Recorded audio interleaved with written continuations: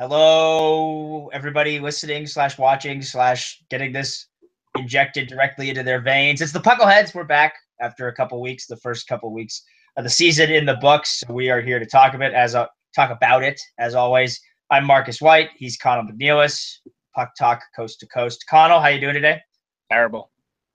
Terrible. All right. Well, you got a Whalers hat on, so I can't imagine it's that And bad. a PK Subban All-Star jersey, actually. Hey, there you go. Yeah, I'm completely jump ship. I'm not a Predators fan. I'm done with the Rangers. So I don't blame you after that hot start. After the opposite of the hot start. well, I mean, a hot start depending on who, if someone's in the hot seat, maybe. I mean, that's a fine hot start. Listen, I'm all about taking the season if they get rid of the clown behind the bench. But we'll have your Rangers rant we'll get a little later in the show. We'll give you the timer of 2 minutes and let you run wild as usual. Probably give you 3 to really go into detail here. But there's lots to talk about. Lots of surprising teams. Lots of teams that are starting much harder than the Rangers. One of them is in the same metropolitan area, the New Jersey Devils. Yeah, they're 6-2. They just lost to the Sharks. They got about a week off. They're 4-0 on the road. Somehow, this is why you don't predict things here, folks.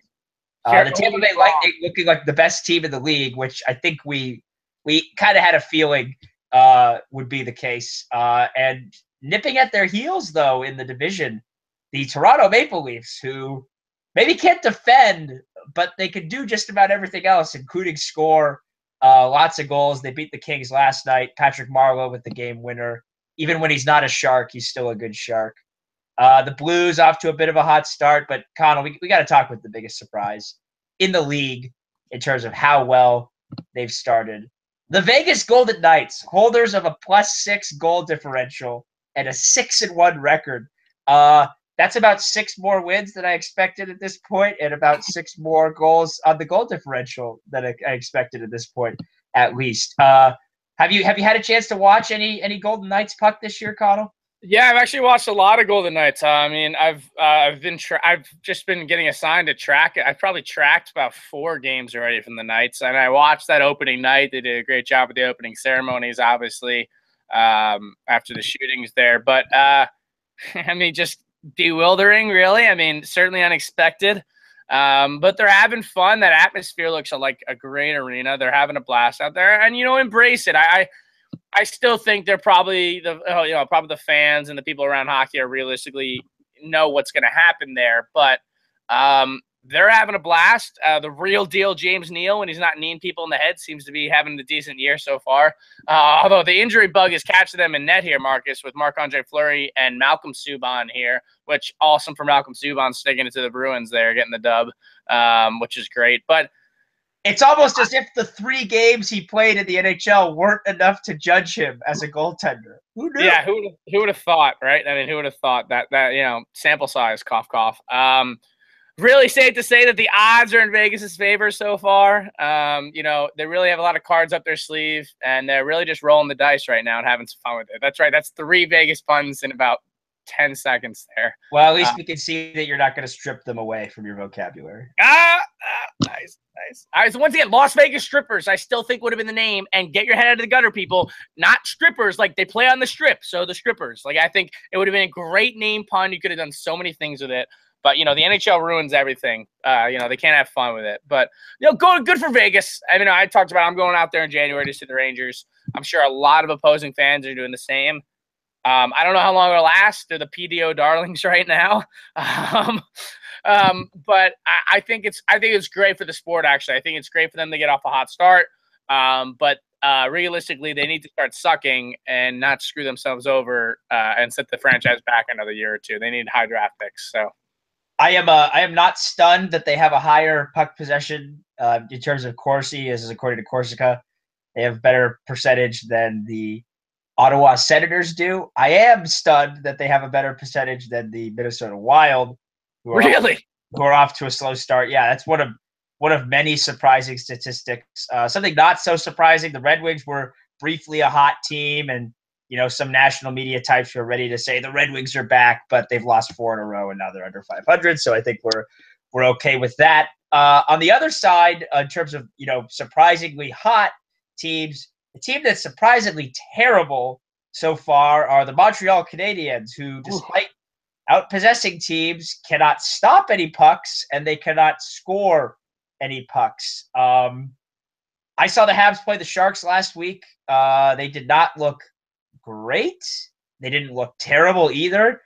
Carey Price, I think, did not look good. And I think they're rocking like an 870 even strength save percentage, and I think they have the lowest PDO in the league. It's kind of funny that they're not getting any luck, considering last year they had the highest shooting percentage of any team in the league on the power play, except even though they were generating the least amount of shots. So there's that kind of humor element to it. And I don't know, it just kind of feels, we've made our displeasure with the Habs known on this show. It feels kind of deserved after how they've run their franchise over the last 2 or 3 years, Carl. Am I the only one taking a little bit of like sneaky pride in the fact that the Habs are terrible? Listen, I don't like the Montreal Canadiens by any stretch of the imagination, and I don't like how they run the franchises. There's some article talking about they're looking for the next Jean Bellevue or whatever, and could Jonathan Drouin do it? And someone quoted the tweet saying, if only they had a guy who donated $10 million to a children's hospital that they could have built their franchise around, which is great. Listen, the Habs, certainly surprised, and actually we both agreed. I thought they had a decent offseason with what they did. But, man, they have the worst goal differential in the NHL, -20. It's been atrocious. Obviously, Carey Price has not been the Carey Price you're used to. 1-6-1 out of the gates here.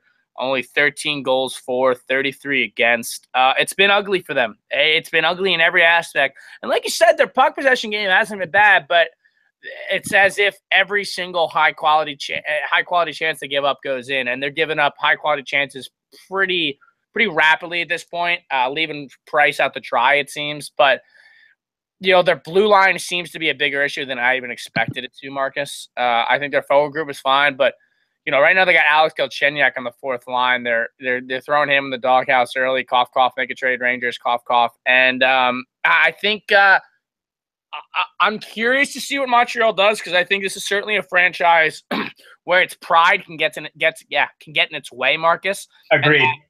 If you're realistic, I mean, you're 1-6-2 here, 1-6-1. I mean, if you don't get it together very shortly, you're pretty much screwed. Or are they a team that's going to be desperate and try to bring in somebody? Or are they going to be like, you know what? This is not our year. Let's maybe get rid of a couple guys who are weak links here. Let's embrace some younger guys and be rational about it. Or do you think the Montreal fans maybe say, they won't allow that? But I still think Montreal fans are going to go to the games. I think it's like, right. Toronto, all that stuff. So the problem with Montreal, as we talked about, I mean, if they didn't go that route, they don't necessarily have a lot of big contracts coming off. Their blue line is locked up. I mean, there's nothing they could do with their blue line. That's their blue line for at least 3 years. If you're going with David Schlemko, who's got 3 years left on his contract, and Carey Price obviously locked up long term. Plekanec's the one guy that can move. He's a UFA if this kept going downhill. And I don't think you're getting much for Torrey Mitchell. I mean, maybe Alice Henson. I don't think you're getting much for Plekanec either. I mean, at this point, Plekanec is a shell of what he once was. He's been get a good NHL career by a lot of standards. I mean, he's still – how many points did he – I mean, but he put up 28 points last year. I mean, a depth player on a good team. That's not even – teams aren't looking for that right now. If anybody's looking to make a move, it's going to be a big move or it's going to be nothing. So right. I think Montreal's in trouble. I really do. Just and like any team that's going to start off that slow, it's very hard to get out of that ditch you dig yourself in. Well, I think they've been bad enough early enough in the season where they still have some time. I mean, we've seen teams go through 1-7 stretches, and I think the biggest, real quick, Marcus, I think the biggest problem is like when you start off slow. I mean, everyone's going to have your losing streak in the season. Right. It's probably blown out of proportion when it's to start the season. You know what I mean? So, every team's going to have a stretch where 10 games, they probably go, 3-6-1. It's not ideal. You're probably going to have, there's going to be lulls, but you'd rather have that in February after you're already, when you're getting the dog days. When you're established. When you're established. If you have it early, it's now you got to play, 600 hockey the rest of the way. Well, keep it with the Vegas theme. Like, they just really don't have many cards to play. Like, as you talked about, their blue line, they're locked into.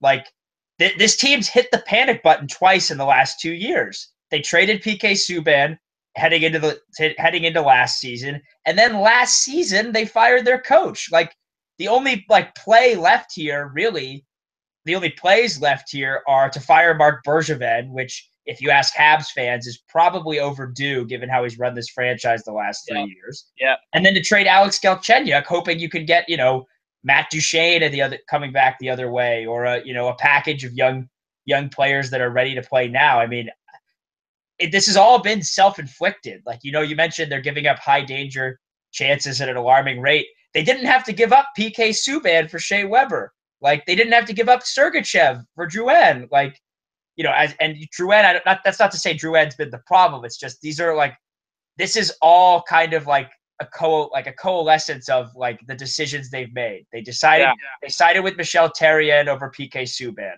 Then they're like, oh, well, Therrien's not good enough. Then they lucked into getting Claude Julien, who I think is going to outlast Bergevin there. I think Bergevin probably gets fired before Julien does. Yeah, I would agree with that statement. Because Julien's, I think, just signed like a 5-year contract, and rightfully so. He's one of the best coaches in the league. Like, you got to lock that up. They've locked in Carey Price for like 8 years, knowing that he's 30, and as we'll touch on later, you see a guy who signed to an 8-year deal in Henrik Lundqvist, and you see how even the best goalies are aging. Like, you have to sometimes you have to make these hard decisions. So I don't want to say I have no sympathy, because I do feel for Habs fans. They've gone through the ringer the last couple of years in terms of decisions they haven't made. But this is the bed Mark Bergevin made, and he's sleeping in it for sure. Are there any other teams that have been bad that have surprised you? I mean, I didn't expect Phoenix to be this bad. I thought they'd flirt the playoff spot for sure. Phoenix has been bad. I mean, Edmonton's got off to a slow start too. 2-5. Oh, and you want to talk about making the bed and sleeping in it? That is. Yeah. Oh, don't get me started on Edmonton. Yeah, Edmonton's off to a shaky start. Other than that, a lot of 500 hockey teams. A few. Your Vegas, your Kings there, and out west, and then you got Tampa Bay, and the Devils maybe out east here. So other than that, 500.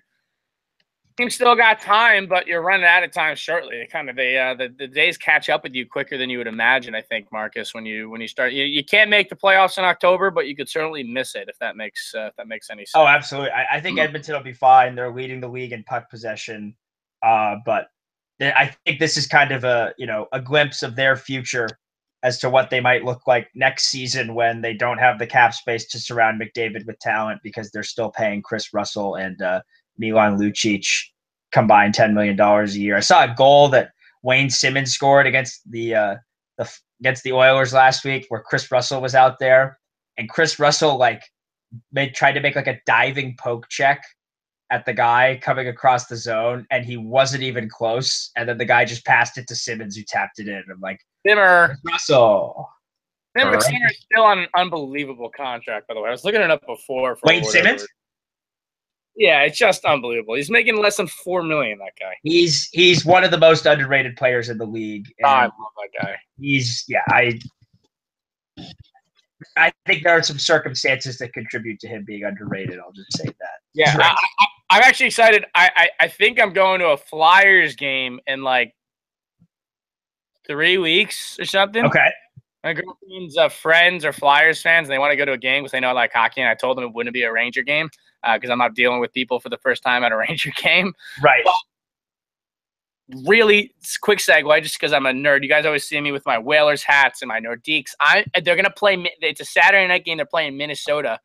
So I'm going to have a chance to break out my Minnesota North Stars jersey. Hey, there you go. You get approached by all kinds of Minnesotans who I know. I gotta work on my Minnesota accent, Just, where you from? Yeah. Oh, I'm from Edina. Yeah, just outside of Minnie there, eh? How long you been there? Oh, yeah, Patchies. I love that place, man. So I'm going to work on Minnesota accent and really ham it up, Who's your favorite player? I really like Mike Ramsey. Oh, I was a big Mike Ramsey guy back in the day. Yeah, I was a hell of a Minnesota boy. Yeah, okay.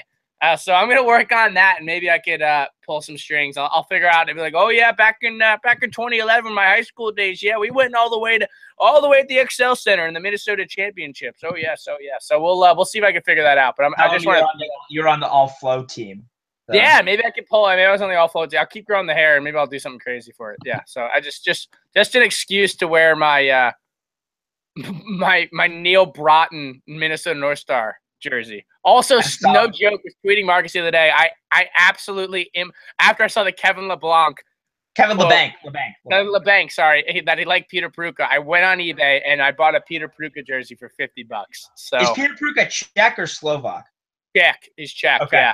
Because LeBanc's parents immigrated from Slovakia, so I would imagine that might have had something to do with it. Because he said his favorite players on the Rangers were Gaborik, Yager, someone else, and then someone was like, and Peter Pruka. Yeah, I just remember Connell talking about Peter Pruka, and I'm like, oh, I got to tweet Connell that. Peter Pruka has a cult following with Ranger fans. Like, he scored 30 goals his rookie year, and then he scored, I think, like 20-something his second year, and then he never even sniffed like 12 the rest of his career. Like, he shot, I looked it up the other day, he shot like 22.5% his rookie year or something like that. He was second in the NHL in shooting percentage. I'm like, people, that's a lesson in shooting percentage. So let me get the numbers down just because it's Peter Pruka has a weird cult following. Yeah, so ready for this?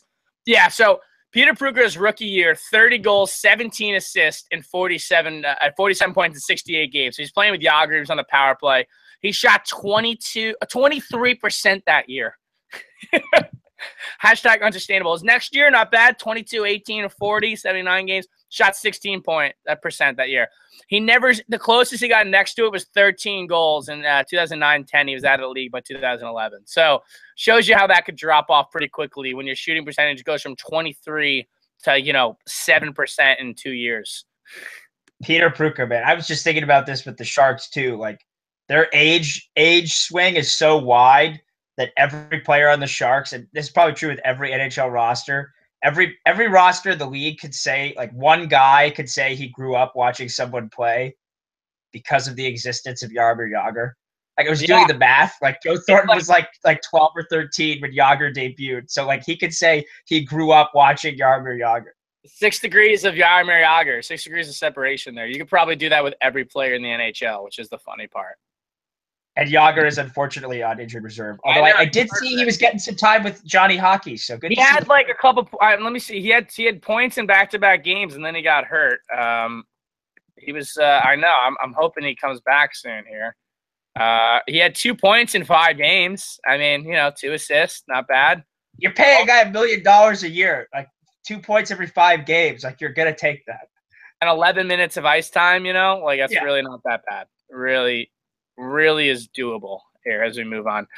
So yeah, Vegas, a lot of surprises here to start the season here, Marcus. Let's get into the fun stuff and how we hate the NHL. This is something that is just infuriating me, and how the NHL can't get out of their own way. And I'm going to do it, and I'm excited because I get to track the game tomorrow. So I get to really break it down. Tonight you have arguably the two best, maybe the 2 most important members of your society playing tonight in the NHL, in Edmonton and Pittsburgh. Sidney Crosby versus McDavid. The next generation here versus the old generation, and frankly, Crosby still got another 10 years of dominance. They're going to be doing this for the next 10 years.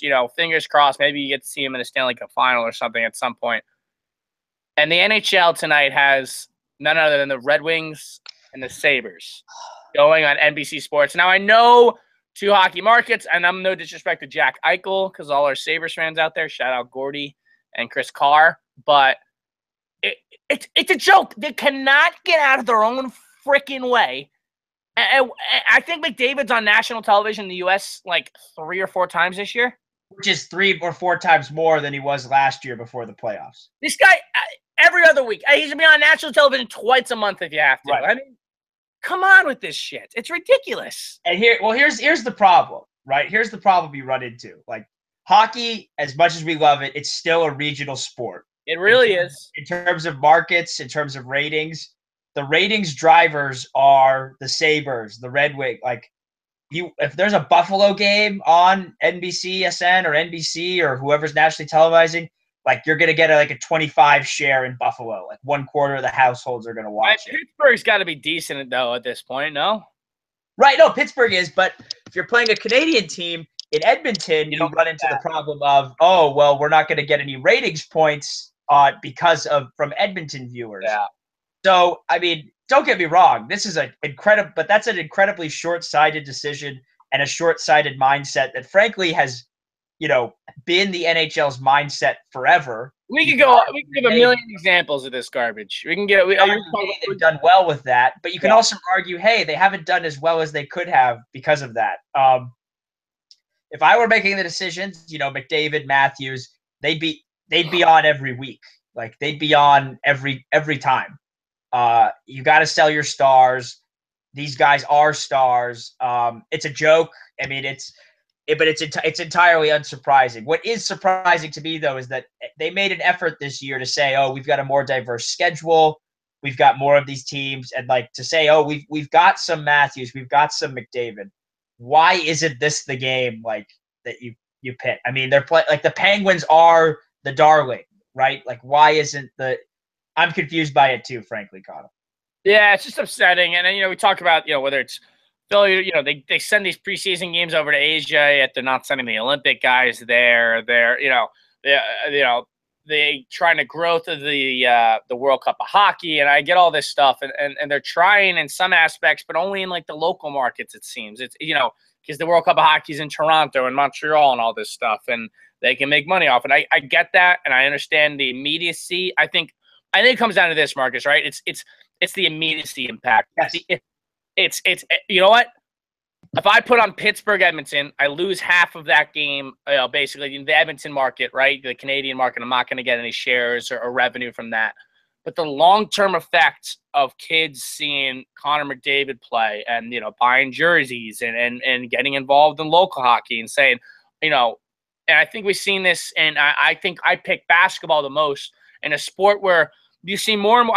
The amount of Steph Curry jerseys I see in New Jersey is 10 times more than I honestly see Nick jerseys. I see more Steph Curry jerseys, more LeBron jerseys, pick your superstar, Kevin Durant, whatever, running around New Jersey, and because they market their stars. And now it takes – so when Kevin Durant comes to play Brooklyn, comes to play the Sixers, comes to play the Knicks, they don't really care about seeing the team itself, but they want to see the players. And that generates revenue as well. So it's a way the NHL could do it. We know they hate their individuals in the sport. We know that going back and back further and further. But, it's two guys who are studs, two guys who are the future. Still, Crosby, who's both, the past, present, and future of the sport still. And McDavid, who – did you see that Spinorama backdoor pass he did the other night? I did. It was unreal. It's to the point where, you can make the argument already. He's like a top 5, top 10 player to ever touch the ice. I would buy into that argument. He's just simply impeccable when he skates on the ice. He's making good players look bad. That goal he had open night, he went around TJ Brody, who's good defenseman. He's like a top 30 defenseman in the NHL, top 20 maybe. I mean, he's a good defenseman. He made him look like he was skating me while I was playing lefty with size 40 skates on. That's how bad he made him look. I think perhaps the best summation of this short-term mindset. I think I saw it here locally. Frankly, was the Sharks played the Islanders a couple weeks ago, and it was Hispanic Heritage Night. And how did that go? Night, they had a Spanish radio broadcast. Yeah. Now, and a lot of teams have done that, and they've done limited, or they've had a limited broadcast schedule. And so they see hey, if we do the limited Spanish broadcast schedule, hey, in the short term, it'll drive some interest. It'll be good. And we'll get that immediate success, as opposed to, hey, let's cut a deal with a Spanish radio station and broadcast all of our games in Spanish. If you want to be a growing league in this country, and you're a team in San Jose, in New York, in New Jersey, in Chicago, Dallas, these monstrous metropolitan places, anywhere really, Boston, and you don't have a regular Spanish broadcast, you really don't you can pay the lip service and you can do the Hispanic Heritage Nights, which are great, but you really don't care about growing that audience. You're being narrow, and I think that kind of narrow-minded. I think the best way to describe the NHL's approach when it comes to broadcasting is narrow-minded. Yeah, I mean that's to a T, really. That's what it is. It's just there's such an opportunity to tap into this sport, and and we talked about the minority members of this league, and we talked about Simmons in Philadelphia earlier, and we've obviously talked about PK Subban a million times, and now you got Josh Hosang in Long Island or Brooklyn, I should say, the Brooklyn Islanders. There's guys around the league you can tap into this, and maybe even less so with the Spanish market, But there were guys in the league like Scott Gomez coming from Mexico, and Al Montoya and Montreal as well. So there's guys there. It's just Austin Matthews is like a Mexican-American hockey player. He's the best American hockey player alive, and like there's nothing. And maybe it's because maybe it's because he's in Canadian markets. So it's kind of tough to market like the American Mexican there, all that stuff. But still, I mean, come on with this shit. It's just it's the same thing over and over again. And I know the NHL is still growing. It's hockey's as accessible as it's ever been. And I think talent-wise, I'm not sure we've ever seen a league like this before. It's fantastic, but there's still the next level that the NHL kind of gets in its way and just doesn't refuses to, if you're comfortable where you're at, I think you're in trouble, right? You should want to push your limits. Well, I don't know. I think I understand the cross-border issues of Toronto, but like this is literally on your platter. You have perhaps the greatest American hockey player alive is Mexican-American. Like his mom, is a Mexican immigrant, didn't speak any English. I would imagine, I don't know, but I would imagine they spoke a lot of Spanglish in that house. Maybe Austin Matthews doesn't speak a ton of Spanish, but there's opportunity there, and they haven't done anything. I don't think I've seen anything done with that. I don't see him getting an interview with Univision. I don't see him getting an interview with Telemundo. Telemundo, I bring up because they're owned by NBC, who the NHL has a television deal with. It's infuriating is the right word.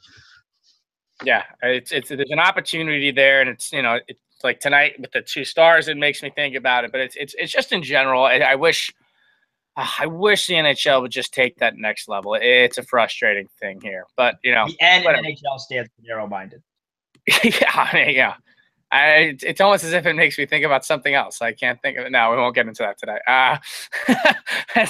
We don't need to get into the issues of this country either. We'll save that for the other show. We save that for our political podcast with a word that rhymes with knuckleheads that explains politics. I don't have that word off the top of my head, but when I do come up with it, I will plug our political. Yeah, that'll be our next show. That'll be our next. That's when we go back to Syracuse to get our masters or something. We'll jump back into WRW there. Schmuckleheads. Yeah, that's our. What is it? That's our political podcast is the Schmuckleheads. A lot of schmucks in politics. There's the Schmuckleheads. That's not bad. And that was just after 5 seconds of Googling. Imagine if I was, I was gonna say, did you come up with that on the fly? That was kind of like my thing here, there, Marcus. No, absolutely not. You should know me better by now.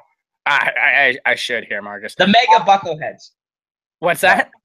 There's a 3-syllable rhyme on Rhymer.com with Puck called Mega Buck, and I'm like, oh, Mega Bucks, spending in politics. The Mega Buckleheads. The Mega Buckleheads. I think Schmuckleheads is better. I like Schmuckleheads better. So that'd be a good podcast. We'll work on that later here, Marcus. So as I said, we've been talking a little bit about the surprises of the league so far here, Marcus. We jump into it. I think a huge surprise, and we'll get back on topic after ripping the NHL. We talked about our friends down in Tampa. Steven Stamkos, who, our forgotten superstar down there, has now apparently decided he's Wayne Gretzky.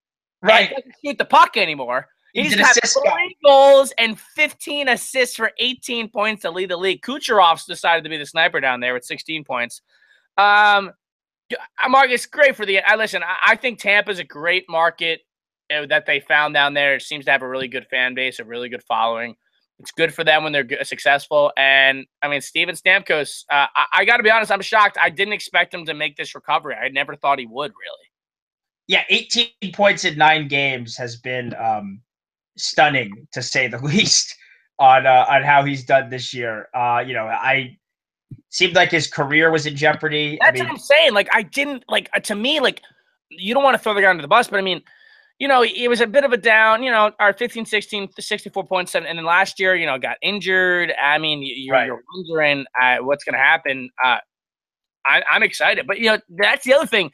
He's never – okay, he's literally – I'm counting right here on the fly. He's never had only twice has he had more assists than he has goals. One was in 2010-11 where he had 45 goals and 46 assists. And then last year where he played 17 games where he had 9 goals and 11 assists. And right now he's only shooting 10% right now. He's not going to do that. I know. He's not shooting the puck. I mean, it's pretty hysterical. Well, he's got 30 shots in 9 games. So that's still, 3 a game. Like that's in his wheelhouse, like, 3 shots per game.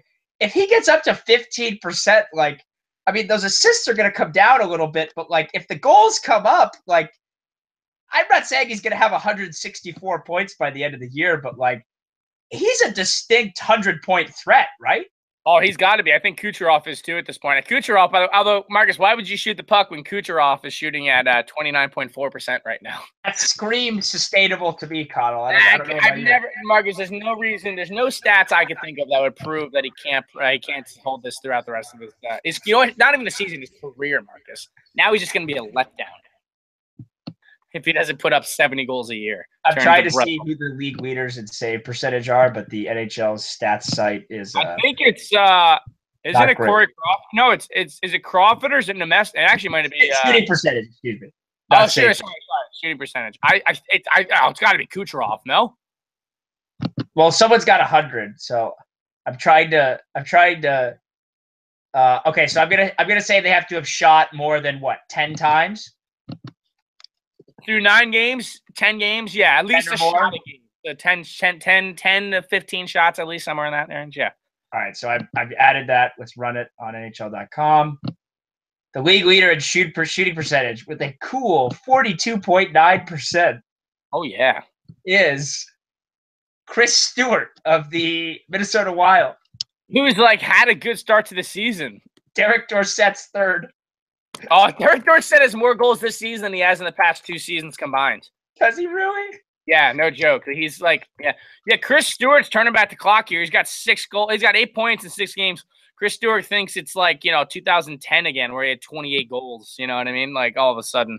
Logan Couture also shooting a casual. I want to say he's shooting 31. Yeah, 31-6. Yeah.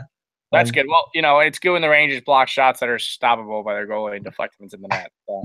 That was it. We did the Puckleheads derby was last night. The Rangers and Sharks. I guess we can talk a little bit about that. A little bit about use that as a transition to talk about where our teams stand. The Sharks they're doing the thing where they're 4-4. They haven't been great. They haven't been terrible. I don't really know what to make of them, but the more interesting thing to me is that, they've had young players play pretty well, but are seemingly in the doghouse. DeBoer scratched Timo Meyer on Monday night.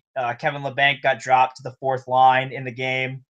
So, it seems like the whole giving young players opportunity lasted about 8 games. If I had a hot take, I'd imagine they're both going to get sent down, or one of them will get sent down when the Sharks come back from their road trip. Joakim Ryan is another guy I think will get sent down, but probably shouldn't. A guy Connell knows. I believe the words were that hockey's never been easier when you played with Joakim Ryan. Yeah, Yoki. So I know him as Yoki. That's what you got called around the rink. So Yoki was born in Sweden and came over, grew up. He's actually born in New Jersey. He's born in Jersey, moved to Sweden, then came back, I think, right? Yes. Yeah. And so Rumson. He's born in Rumson. So he grew up in Rumson, went to played around that area, which Rumson's about 15 minutes from me. It's just across the Navasink River. He played in the same program I did with the Generals. So he's in 93, I believe, or late in his birthday. It's something like he was always a year older than me with the Generals. So I kind of always missed him by a year. But I did, and I knew him by association. We run into each other. I, kind of give him a head nod. That was really it. We played against each other in high school a little bit, but he was gone by his sophomore, junior year to go play in the USHL or whatever it was. So I didn't see him that much. And then I pretty much haven't seen him that often since I was, whatever, 16, 15, 16. But yeah, I had a tryout with him 1 year. We were in Pee-wees, or I think it might have been Bantams or something like that. And yeah, we somehow got partnered on D. And I like to think of myself as a pretty good hockey player, but certainly made me look probably a lot better. It was like McDonough and Girardi, like one was making somebody look a lot better than they actually were. And I'm really happy for him. I know he was a 7th round pick in 2012. Didn't think much of it at the time, but he had a good career at Cornell. I've kind of kept tabs on him over the years. Another friend of mine, Willie Brooks, who I have played with much more often than him, who plays at Colgate now. Like, we would keep tabs, and he would see him once in a while and do some off-ice training. And good for Yoki. I mean, he's playing with Brent Burns. I mean, it's not bad. I thought he had a really good game against the Rangers the other day. And no surprise by me. I mean, Yoki's just like any young player who I know who has come close to making it. His best asset is his legs. I mean, he can skate. And he's a smooth skating defenseman. He's pretty big. He's about 6'2", 200 in that range. Like, he's got good size to him, and he can move the puck. And I think he could find himself as a good. I'm not sure he's a top pairing defenseman, but I think he could have a really good career. Top 4, if he was on your 3rd pair, you'd be thrilled, but he could definitely play on that 2nd pairing, and I'm rooting for him. I hope it really works out for him. I mean, I know the Sharks have had injuries. I don't who's injured right now that he's been Paul Martin, and Ryan's been better than him, honestly. Ryan slotted into that, that because that's kind of, they're listed as the top pairing, but Burns and Martin are ostensibly the 2nd pairing. Like, it's Vlasic and Braun that are the shutdown pairing, and Ryan's been awesome alongside him. He slid in. It looks effortlessly. Listen, a little bit older. He took some time to develop, playing with like juniors for an extra year there. So he started 24, but he's mature in that way. I mean, that's just said. He's a year older than the year grade wise and whatnot. So yeah, he's 24 already. I think that benefits him. He's a guy I think the Sharks got for 2 years at 650. I mean, that's a guy who's going to be probably up and down and really could find his place in that lineup. I hope it works out for him because I think he deserves it. And he's a good kid too. He was always a nice kid, very quiet. I mean, at least he was when we were younger. Didn't say much. He was just bigger and stronger and just would just beat you. He didn't need to say anything. Unlike me, who needed to chirp you a little bit to piss you off. He just pissed you off because he was better than you. Yeah, I think it's great for Yoki, and he's looked good so far. I mean, how many games has he played, Marcus? Has he played in all the games so far? Or? Played in 6 games, I want to say. I mean, listen, he's been good. And he was good. I mean, listen, he's been good in San Jose the Barracuda I'm referring to the past couple of years. But he put up 49 points as a defenseman last year and then 11 points. I think he's already better than an AH. He's not an AHL defenseman. I mean, he's not better than that. So I think you're wasting him, keeping him down there. I hope they keep him up as long as they can. I agree. They're going to have an interesting decision to make because Dylan DeMello, who was ostensibly supposed to be the 6th defenseman this year and has been up and down between the press box the last 2 years because they couldn't actually send him down to the minors and is now not waivers eligible.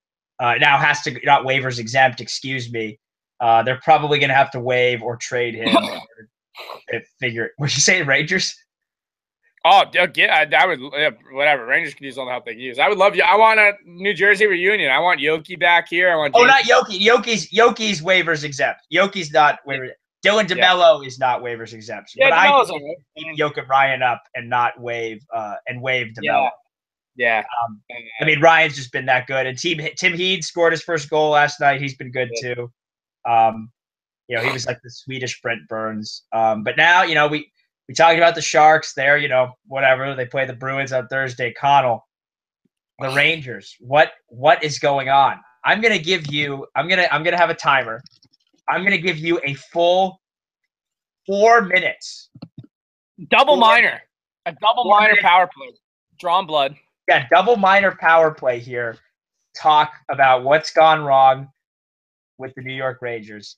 Take all the preparation you need. My heart's like racing. I'm so upset, but because they look more closer to falling for Darwin than qualifying for the playoffs. Fine. Hey, you know what? At this point, fine. I'm not opposed. All right, I'm ready when you are. All right, timer's going now. All right, let's just start with the obvious elephant in the room. I mean, and this can be preached via Puckleheads Twitter, via Coach Connell Twitter. If you follow me on any of those rounds, I've been asking for Aline Vigneault's head for like 2.5 years. As soon as they traded for Keith Yandel and started playing him on the third line, on the third pairing, I was like, you got to be shitting me. And they also traded Lee Stepniak at the deadline. Don't tell me. I'm sorry. They could have been. Damn it. Doesn't even matter. Regardless, I've been calling for his head for 2 years, 2.5 years, basically. 15-16, disaster of a season. They lose in 5 games. All the analytics guys called that. Everyone's like, oh, they made it back, blah, blah. Last year, they retooled a little bit. Okay. They got speed up front, but, he's still we play Tanner Glass over Pavlovich Nevich. We have Dan Girardi on the top pair, and we think Nick Holden's better than he is. Nick Holden having, talk about shooting percentages. Nick Holden is your prime example of that from last year. And then they finally get rid of Girardi, and then we get to the big thing now, which is on Gorton too. But it's also on. I think this is where the clear separation sets from the GM and the coach, and there's clearly disagreement on who is a roster player and who isn't. You trade your number 1 center. Okay, your number 1 center. I don't care if he's slow, and I'm going to make this comparison because I thought about it last night. He's not nearly the player he is. But Joe Thornton has never had a ton of speed and has been a top-line center his entire career. Never had a ton of speed. He's got more size than Derek Stepan, but he's a smart player. Derek Stepan is honestly, he's a smaller, poor man's version of Joe Thornton. Doesn't put up 80 points, but he puts up 55 points a year steadily. For the past 4 years, average 54 points a year. And the past 2 years, he's had like 8 less points than Jonathan Toews, for crying out loud. Rangers trade him. They also trade the backup goaltender. They get another first-round pick, and they get Anthony DeAngelo. Now, I said at the time of the trade, I'm going to wait to judge this thing. I'm going to say, okay, let's see what they do. Another move has to come. Zibanejad can replace Stepan, but who's replacing Zibanejad as your second-line guy? That's fine. That's where your issue goes. You draft Bias Anderson, you decide, all right, he's not a roster player. I can agree, I can disagree to an extent. You then get Philip Hedl, who you lights it up in the preseason. Okay, this kid just turned 18 years old, and then you play him for 2 NHL games. He plays like 2 total shifts, and they give up on him.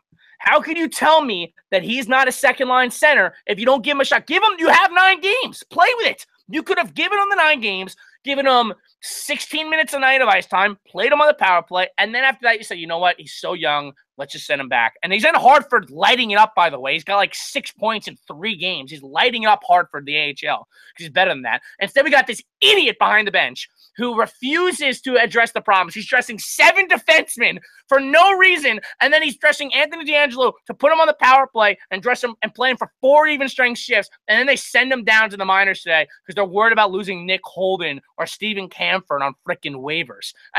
Listen, I'm telling you right now, if they do not win 4 of the next 5 games, call it a night. Season's over, and fire the clown behind the bench. Give me Daryl Sutter or give me Dan Bilesma. Give me some. Frankly, I would like a college coach. I want some youth in here if they would do it. Hire some 35-year-old for all I care. But you need new blood, and I think it's gonna. They free up some cap space today with the moves they make. They call up Boo Nevis, Syracuse native. Shout out. But at the end of the day, they are in so much a world of hurt because they refuse to play the guy they got rid of. Basically, you get rid of Stepan to sign Shattenkirk and get DeAngelo. You send one to the AHL and you're playing the other one in the third pairing. And you expect to be successful? Clowns. All of them. You're a disgrace to the NHL. Alain Vigneault, you should be fired. That was right in at 4 minutes. That was well done. That was theater. Yeah. A couple questions. Sure. About the Rangers. The Rags. I'll call them the Rags. They're the Rags right now. Rags to riches? Okay, so yeah, obviously we've known you've been low on Alain Vigneault for a while. Clearly there's a disconnect between the coaching staff and between management. Yeah, where do you think that disconnect lies? Like and then secondly, you did not mention it, but have we seen the end of Henrik Lundqvist, elite goaltender? I don't know yet about. Well, I'll address the Lundqvist one. I still don't know yet. I still think you need to give it time. He lied up against Heat was brutal, but he's never been able to handle the puck. So the 4th goal doesn't surprise me last night. Well, I think he got left out to dry on that 4th one. Like everyone was like, "Oh, Hank, you got it." There's the epitome of Henrik. You just summed up in words that'll be on his tombstone one day. Henrik Lundqvist, left out to dry. That's been his entire career. It still is right now. Listen, the Rangers are shooting like 3.2% as a team. They've been extremely unlucky. While at the beginning of last season, they were shooting like 15.5%. Yeah, they got off to that hot start. Was going to win the Rocket Richard. Which is why I said to trade him, but, what do I know? I don't know yet. I'm certainly, this is the first time I will not happily, but I will definitely admit that it's in the back of my head. I thought last season, injuries, poor defensive blue line, all this stuff, poor coaching, blah, blah. Now it's starting to think, you know what? Even all that aside, Lundqvist used to get over that, basically. It's certainly in the back of my head. I still think we give it some time. I know he's frustrated. I mean, going into last night, he had a 26 save percentage in his last 6 games. So, I mean, it's not like the early goals, I mean, last night it deflects off his stick. The Kessel one was a 2-on-1. I mean, these are goals that are, it's not like someone's risking it from the blue line, clear-sighted shot, and he's just missing it. You know what I mean? I still give him some time with that. The first Couture one was probably the closest to that, though, right? What's that? Closest to, like, just missing it. Because I didn't think he was screened that much. Oh, but it deflected off Kreider's skate. Oh, I didn't know that. Oh, that's why I made the joke earlier in the show about that. Kreider goes down to block the shot. Kids, shot. If you're not within 5 to 8 feet of the player, get out of the way. And just Kreider could just he put his skate out. It deflects right off his stick. That's why Lundqvist went square and it went right over to him.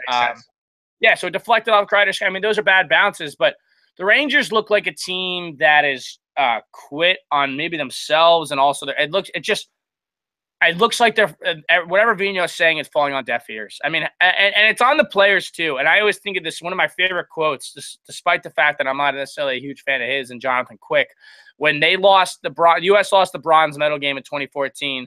They lost 3-0 or 4-0 to Finland or something like that. I think it was 6. 6. I don't remember. I didn't even wake up to watch it. I made the mistake of doing that. I didn't even wake up to watch it, to be honest. Devils insider Ken Winstanley was visiting Syracuse that weekend, and we just got too drunk the night before and did not watch it.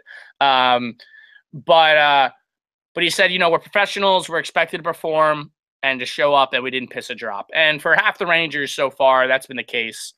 I think McDonough has been awful. I mean, it'd be great if the Rangers had some first pairing right-handed shooting defenseman that they signed in the offseason who could play in the top pair with him. I mean, it would be amazing if they had that. But, obviously they don't. They should have signed Brent Burns. Obviously they don't have that. I think it's really frustrating what the roster decisions have been made, and it goes back for a couple years now. I mean, Pavel Buchnevich, whose expected goals for per 60 minutes is second on the team, only behind Chris Kreider, and he's playing 4th-line minutes. Buchnevich. I mean, Buchnevich has been on the 4th line the past 5 games. It's a joke. 4th line doesn't even have a center. Listen, they're playing with 11 forwards. They're just wheeling and dealing out there. I mean, it's embarrassing. It's extremely frustrating because I'm not saying the fixes in-house are going to make you the Penguins, but I'm saying the fixes in-house could at least make you a competitive team that can ride it out until the trade deadline, and then you'll have $12 million, give or take, in adjusted cap space for you to make a big splash if you wanted to and try to go for it this year. You could. I mean, if they put listen, all it takes is McDonough, Shattenkirk, Shea Smith, and right. If honestly, Holden D'Angelo would be my 3rd pairing, or if they were smart enough, I'd have Pionk and D'Angelo and not even have Holden or Stahl on the roster. Right. And then your forward line's falling in place. You call up Hedl, have him play second line, and give it a shot.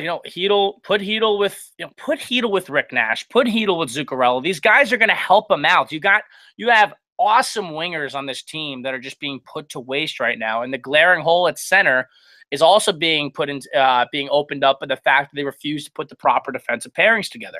You put a good deep pairing together. You bring up Hedl. You play McDonough, Shattenkirk for 25 minutes. You play Shea Smith for 20, and then the 3rd pairing for 15, 16. You can make it work. You could buy yourself time. And now it's a decision where, do you get desperate? Are you knocking on Joe Sakic's door? Are you trying to get Matt Duchene? Are you trying to get Alex Galchenyuk if he's going to be sitting on the fourth line? Or do you say, you know what, this isn't the year. Let's get another high draft pick. And maybe you decide next year is the last chance we got with Lundqvist. Let's go for it. And if we don't, then it's time to blow things up. Speaking of Duchene and Galchenyuk, I think we should, do a little early season check-in on some of the rumors. Duchene is still in Colorado somehow. Galchenyuk is, like you said, we've said multiple times, somehow on the fourth line in Montreal. Who do you I guess we should discuss it in two ways. One, who do you think gets traded first of the two?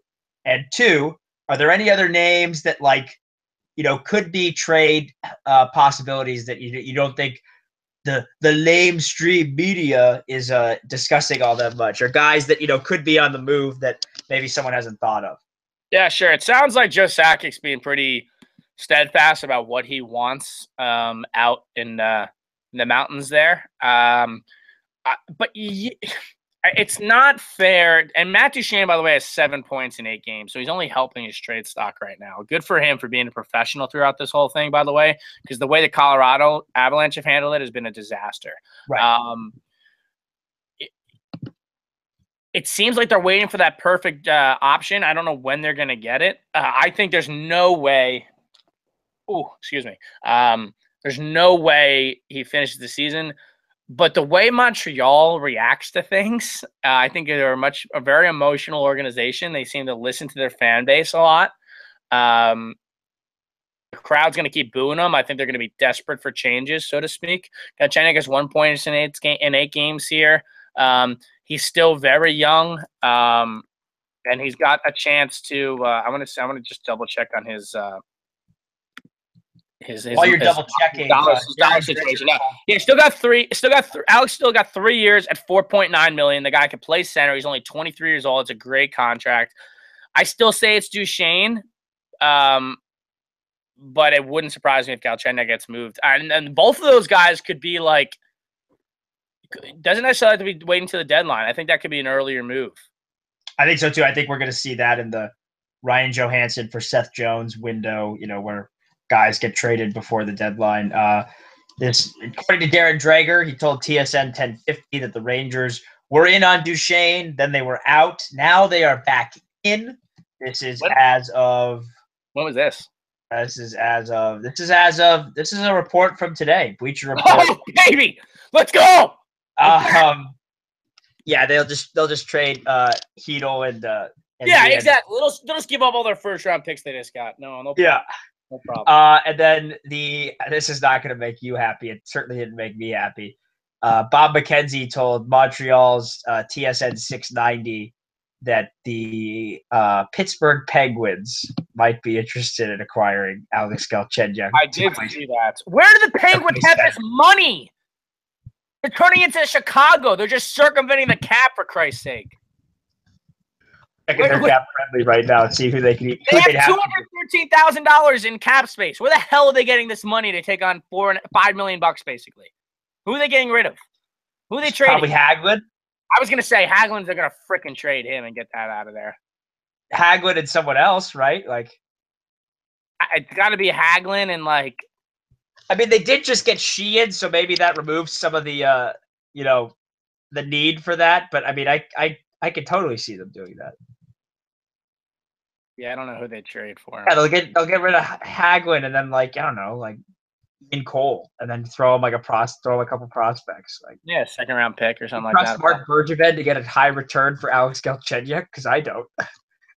Yeah, he'll take a second and a fourth just because he's angry. You know what I mean? Right. He'll be like, "Oh, Claude does not like Alex. We need to take a third round pick." That was my really bad French Canadian accent there. Impression. Yeah, that's interesting. I think those guys get moved sooner rather than later.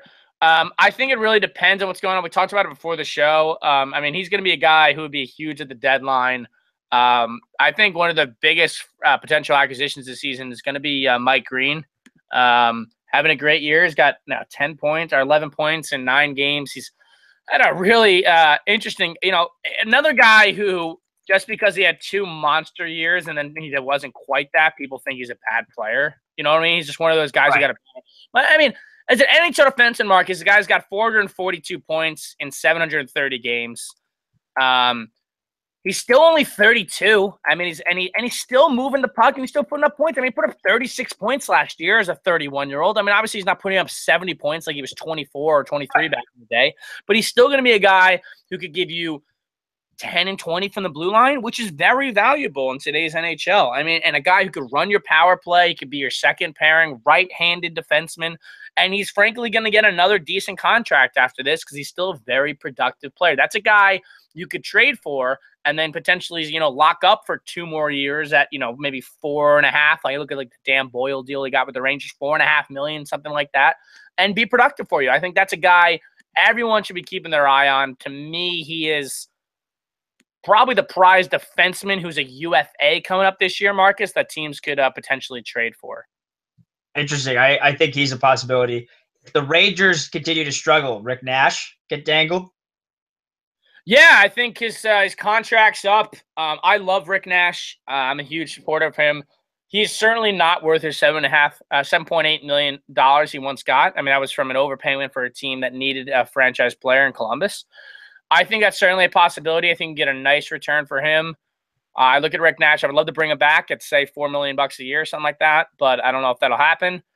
And with the Rangers, they're looking to get younger. You trade Rick Nash. And then, I said, James Van Riemsdyk's a free agent this year. He's another guy. I think someone's got to go in Toronto.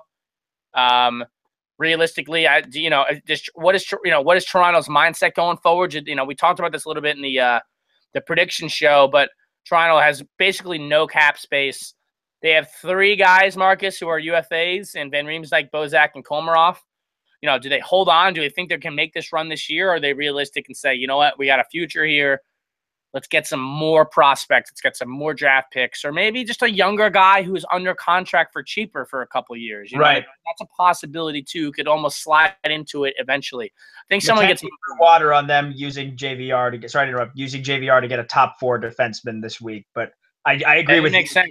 Thinking more like, okay, like what can we do to retool or what can we do to save a little money here? I agree. Yeah, I think they have to do it. I actually saw somebody write about that Ryan McDonough would be a great fit for Toronto. Wow. I'm like, I don't think the Rangers are trading Ryan McDonough. He's still got a great contract. So he's still got 2 years here. At 4.7 something like that. Trying to think. Yeah, he's got this year, next year 4.7. So he's still young enough. I mean, I wouldn't touch him. But yeah, I think I think someone in Toronto is going to get moved, and I talked about Mike Green. I mean, outside of that though, it's still very early. He's a fit in Toronto. I mean, if Toronto wants to send like Bozak. Yeah, if you want to talk about a top 4 defenseman, I think Mike Green's a perfect fit for a guy who can move the puck up. All he just got to do is make one pass, and then Mitch Marner and Nylander and Austin Matthews just going to skate into the zone anyway. I actually think that could be a very nice fit. I think it depends on what everybody's paying for the guy, obviously, and what Toronto's able to give up with all their money issues with the long-term IR.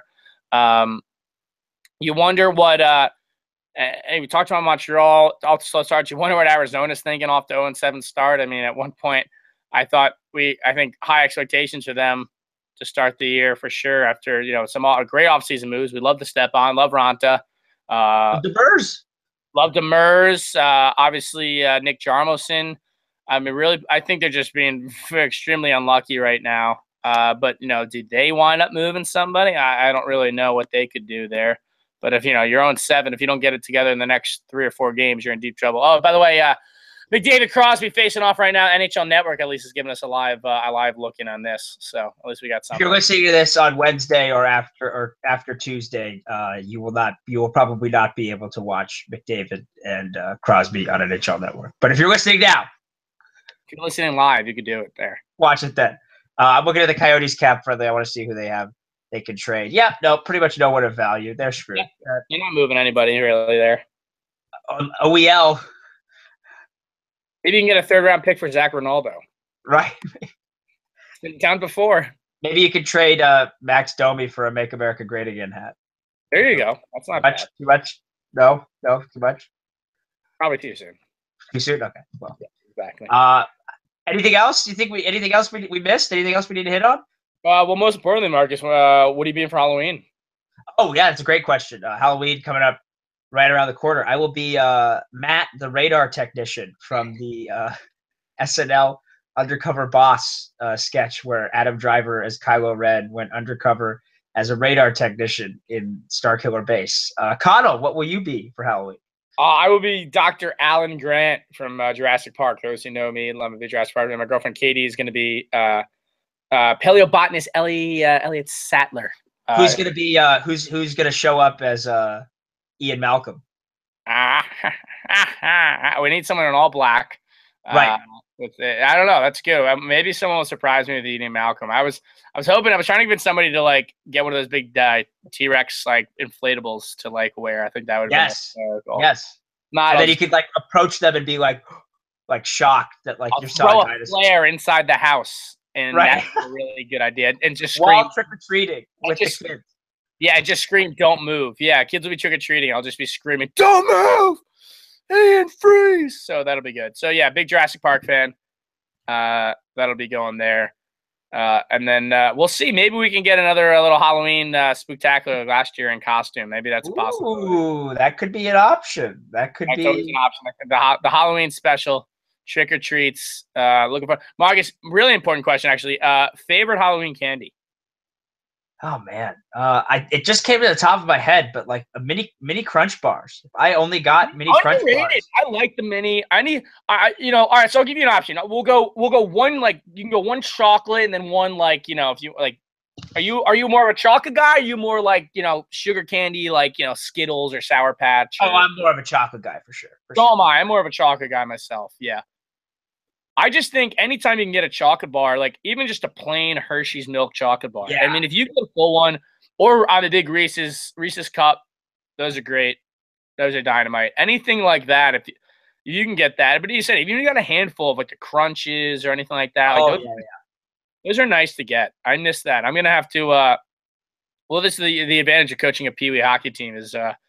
I told the kids last year everybody's got to bring me in a piece of candy, and I got some candy out of it. So we're going to a tournament right after Halloween too that weekend. So hopefully I'll have some of the kids bring their candy, and I could just, Coach Connell has a few drinks and get some candy out of it. Dog Crunch bars are underrated. Underrated. Mike Montclair, guy. I should have gotten some. Oh wow, I should have convinced somebody to be Mike and the Mad Dog with me. That would have been. You could have just played. You could have played over unders the whole night. Yeah, literally just over under. Mikey, over under on the amount of Halloween candy you're gonna have tonight. Listen, okay, just and go ultimate tank mush. You go 7. I say over under 13 and a half. Give me the over, and man, they only sell like 2 of them. You only give away 2. Right. Oh, great. And then if someone's not wearing a Green Bay Packers Nagurski jersey and they're a football player, you can scream, "No, it's not Nagurski." Mike and the Mad Dog. The funny thing about Mike and the Mad Dog is that. Like people outside of this area don't know, but like the people who like are in part of that like niche group, like you have you as a Mongo, and you have Jesse Gunga and Utah who's a Mongo for like no reason really. Right, no reason other than having gone to Syracuse and like knowing people who obsessed over the show. Yeah, just like hysterical. Mike's only got like 2 months left, so I gotta call in. I gotta do it. Hey Mike, first time, long time. What are you going as for Halloween? That'd be a great question. Hey, Mike, you think you're going to be able to fit your fat ass in a car? All right. I mean, I get it. I knew that. The clowns got to go. Hey, Halloween here. I guess someone's dressed as a clown this year. That's the person. Actually, someone called in. Someone called in last week. Actually, Terrell Owens called in to Mike after all the Giants receivers got hurt and was trying to convince like Mike to get the Giants to sign him. Was he a guest or he just called in on the Cars for Kids hotline? Literally just called in. And then also someone called in and said because of all the injuries, the Giants have a wide receiver. They should probably pick up a guy like Jason Giambi. So that was an actual call that happened in October 2017. That's amazing. That's the greatest thing I've ever heard. It's like a 15-year-old running joke at the fan that just keeps coming back. You think he gets Giambi for his last show? That would be unreal. He has like a show in November that we might be going to. It's in Long Island. It's like a farewell show kind of thing. Yeah. And he said he's not announcing guests. Like I hope he embraces the whole troll thing. Like get Giambi on there. Mad Dog. Mike Drake Montclair. You bring some guys like that. You know, get Craig Carton out of prison. Maybe he'll do it. You know, Chris Christie because he's not actually interested in being governor. Yeah, and he's exactly. And that would be the place to announce that Christie's taking over the fan, and then there'll be riots. So, you know, pretty good stuff. But all right, on the note of riots. On the note of rioting, we'll check out here, Marcus. Hopefully, we'll talk for Halloween. Hopefully, more tricks. Yeah, we gotta do it. Yeah, if I'm not working that day, we gotta do it. All right, great. Yeah, if I'm not going to the Ranger game, I'll definitely do it on Halloween. If not, I could do it like the night before or the night after. So, okay. That's a really good Halloween horror story, going to the Ranger game. So, we'll see you guys next week, hopefully. It's always a fun time. Marcus White, Colin McNeilis, signing off.